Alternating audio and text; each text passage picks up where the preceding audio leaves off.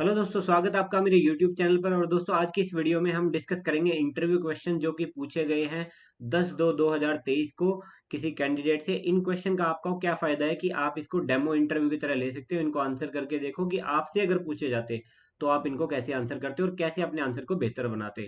दोस्तों, उससे पहले मेरी इंट्रोडक्शन, ये मेरा नाम है, पीओ पोस्टेड था मैं ओबीसी बैंक में, उससे पहले बैंक ऑफ बड़ौदा और हरियाणा ग्रामीण बैंक में पीओ सिलेक्टेड था। एमओडी में मैं प्रेजेंटली जॉब कर रहा हूँ। चलिए सबसे पहले इंटरव्यू की डिटेल देख लेते हैं। ये 10/2/2023 को इंटरव्यू हुआ था। कैंडिडेट का नाम अनोनिमस रखा गया है। Place of interview Pune Maharashtra में है। चलिए इनसे देखते हैं इनसे क्या क्या क्वेश्चन यहाँ पर पूछे गए थे। देखिए, इनका इंटरव्यू जो है 5 से 6 मिनट के लिए ही हुआ। देखिए, इंटरव्यू की ड्यूरेशन ना जनरली 6 मिनट से लेके और जनरली 12 मिनट तक जाता है ऑन एवरेज। ये 10 भी हो सकती है और ये 15 भी हो सकती है। ये 5 भी हो सकती है, 8 भी हो सकती है। मतलब इनिशियल राउंड ये, लास्ट राउंड ये। इनिशियल लास्ट का मतलब जो इनिशियल लिमिट और लास्ट लिमिट ये है। कोई दिक्कत नहीं है, जल्दी हुआ है तो भी कोई दिक्कत नहीं है, और लंबा खींचा है तो भी कोई दिक्कत नहीं है। आप उस चीज को लेके कंसर्न ही ना रहो कि जल्दी हुआ है तो इसका मतलब क्या निकालूं और लेट चला है तो उसका क्या निकालूं मैं मतलब। अब ये देखिए, जनरली ये लास्ट में ही होता है। सेकंड लास्ट है ये। होता क्या है कि वो स्केड्यूल ना लेट होता चलता है। जो लंच से पहले के टारगेट है वो पोस्ट लंच पे चले जाते हैं, पोस्ट लंच वाले टारगेट इवनिंग में चले जाते हैं, इवनिंग के टारगेट नाइट में चले जाते हैं। आप में से कई लोगों का रात का इंटरव्यू हुआ होगा जबकि टाइम उनका 4-5 बजे का रहा होगा। कोई दिक्कत नहीं है, एक ही दिन एडजस्ट करना है, हो जाएगा। सबसे पहले उनसे क्वेश्चन पूछा गया, डीआईसीजीसी क्या है? पता है ना? अब ये मत कहना कि ये नहीं पता। क्रेडिट गारंटी समथिंग समथिंग आया याद? क्या है ये? क्यों इसको यूज किया जाता है? इसका यूज क्या है? यूटिलिटी क्या है? इसका पर्पस क्या है? कुछ टाइम पहले इसकी लिमिट भी बढ़ाई गई थी, याद करो। अब जरूर आ गया होगा, नहीं तो गूगल करो। Asked about your about family, उनके परिवार के बारे में पूछा गया था। मॉम डैड के ऑक्यूपेशन के बारे में पूछा गया था और उनकी सिस्टर के ऑक्यूपेशन के बारे में भी इनसे सवाल पूछा गया था। फैमिली के बारे में जनरली एक क्वेश्चन जरूर रेज हो जाता है और ज़्यादा चांसेस होते हैं वो इनके प्रोफेशन से related. Which bank account you have, ये इन्होंने जो लैंग्वेज इन्होंने यूज़ करी थी, एज सच मैंने बस उनके पॉइंटर फॉर्म बनाए हैं। कौन सा अकाउंट है जो आप यूज करते हो? इन्होंने बोला जी आईडीबीआई का यूज करता हूँ। अब ये देखिए, इस तरह से आते हैं। आईडीबीआई के नाम से दिमाग में क्या जाता है? प्राइवेटाइज हो रखा है। तो आ गया question, is IDBI public sector bank और प्राइवेट सेक्टर बैंक? अब बताओ क्या है, क्या कहोगे इसको? पब्लिक सेक्टर बैंक कहोगे या प्राइवेट सेक्टर बैंक कहोगे? जो एक्चुअल में हो रखा है ना वही कहोगे कि जी इसके अंदर शेयर होल्डिंग ना एलआईसी की ज़्यादा है गवर्नमेंट से, तो पब्लिक सेक्टर तो हम नहीं कहेंगे इसको। बट प्राइवेट भी नहीं कहेंगे क्योंकि एलआईसी प्राइवेट नहीं है। अच्छा, why government is selling it? किसी भी जगह की प्राइवेटाइजेशन का यही आंसर है। गवर्नमेंट की ये जो सारे पब्लिक सेक्टर एंटरप्राइज है ना, ये गवर्नमेंट के असेट होते हैं। असेट होते हैं और इनको बेच के गवर्नमेंट पैसा रेज कर रही है, फंडिंग रेज कर रही है। और इसको गवर्नमेंट उन एक्टिविटीज में लगाएगी जो गवर्नमेंट की प्रायोरिटी की है। वो कुछ भी हो सकता है। ठीक है, तो यही रीजन है।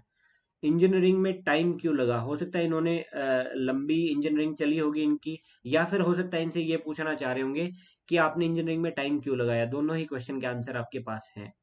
Are you married? कोई बड़ी चीज नहीं है, पूछ लिया होगा। होम लोन के टाइम पे क्या सिक्योरिटी लेते हैं? बड़ा अच्छा सवाल है। क्यों पूछा उन्होंने? एक जेनरिक क्वेश्चन पूछा है। जनरली जो आप बनाते हो ना, लोन लेते हो, लोन किसी चीज के लिए लेते हो, या तो वो सिक्योरिटी क्रिएट हो रही है या आप उसके बदले में कोई सिक्योरिटी देते हो। होम लोन के केस में ना, होम लोन इटसेल्फ, घर जो बन रहा है घर के ऊपर ही तो पैसा लगा रहे हो ना यार। इटसेल्फ एक सिक्योरिटी होती है वैसे तो। बट कई बार उसके अलावा भी कोई और सिक्योरिटी मांग लेते हैं। वो बैंक के डिस्क्रिप्शन के ऊपर डिपेंड करता है, बैंक के रिस्क फैक्टर के ऊपर डिपेंड करता है। होता है कई बार फिर आपकी डीड होती है, वो एक सिक्योरिटी होती है। बट डीड नहीं बनती तब तक वो कहते हैं कि जी कुछ दिन के लिए कुछ और सिक्योरिटी दे दो हमें। तो जनरली वो जो आंसर सुनना चाह रहे हैं ना, वो ये है कि होम लोन में घर itself it is a security. ठीक है, तो हो गया आपका आंसर कवर। उसके बाद ये थैंक यू कहाँ से आ गया भाई? हाँ, उन्होंने इंटरव्यू में वैसे ही जो मैसेज भेजा था उसमें बीच में डाल दिया था उन्होंने। अच्छा, पैनल में, अब पैनल के बारे में बताया। 7 लोग थे पैनल में, एक फीमेल थी, 6 मेल लोग थे। Overall good answered all except one. वो क्वेश्चन इनको समझ नहीं आया। कौन सी बड़ी बात है? एक आध क्वेश्चन, दो क्वेश्चन नहीं भी समझ में आया तो कोई बड़ी बात नहीं है। उसके बाद आप लोगों के लिए इन्होंने भी 2-3 पॉइंट लिखे हैं। ये देखिए, ये होता है कि आप ना जब अपना अपना भला नहीं दूसरों का भला सोच रहे होते हो। ये काम मैं कर सकता था बट इन्होंने खुद अपने मन से किया है। They just check your confidence level, nothing else. ये इनकी वर्डिंग है, कमेंट बॉक्स में अगर वो चाहते हैं तो कमेंट कर भी सकते हैं। इन्होंने एज सच ये की ये लाइनें लिखी थी कि वो कुछ नहीं देख रहे, आपका कॉन्फिडेंस लेवल चेक कर रहे हैं। और ये कह रहे हैं कि डीवी में कुछ ज़्यादा चेक नहीं होता, और मेरे पास एससी का कोई सर्टिफिकेट नहीं था, स्टेट एससी सर्टिफिकेट नहीं था, जो कि उन्होंने अंडरटेकिंग ली। देखो इस बात को ना मैं एंडोर्स नहीं करूंगा। होता क्या है कि हर पैनल में जहाँ पे जो लोग होते हैं ना, वो सब अलग अलग तरीके के होते हैं। हो सकता है कहीं जगह पे वो कह दे कि भाई देखो नोटिफिकेशन के अकॉर्डिंग आप सही हो, कोई नहीं रोक सकता आपको। बट हाँ, अंडरटेकिंग का कॉन्सेप्ट होता है, मैंने ये बताया भी था आपको, डॉक्यूमेंट वाली वीडियो में ही बताया था।